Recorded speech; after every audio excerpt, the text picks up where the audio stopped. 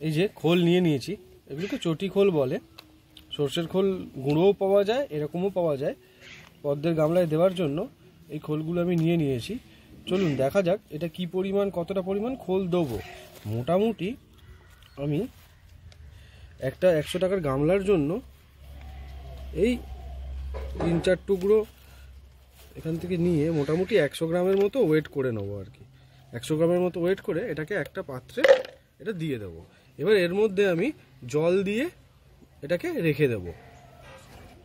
এর মধ্যে আমি জল দিয়ে এটাকে ভিজিয়ে আমি রেখে দেব। 1-2 ঘন্টা ভিজলেই এটা পুরো গলে নরম হয়ে যাবে আর ফুলে যাবে। সেইটাকে কি করব, আমি মাটির মধ্যে ঢেলে দেব।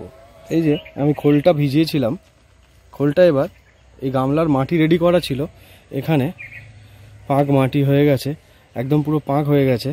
এবার আমি খোলটা এর মধ্যে ঢেলে দেবো, খোল জল সমেত এর মধ্যে ঢেলে দেবো। ঢেলে দিয়ে আমি কি করব, আমি একটা লাঠি দিয়ে এটাকে ঘেঁটে দেবো। ঘাঁটতে ঘাঁটতে নিজেকে হালাইকর মনে হচ্ছে, আমি এরকমভাবে হালাই করে রান্না করেন। তো এটা ভালো করে ঘেঁটে দেবো, ঘেঁটে মাটিটা যেন আরও পাক হয়ে যায়। দেখতেই পাচ্ছেন যথেষ্ট নরম হয়ে গেছে।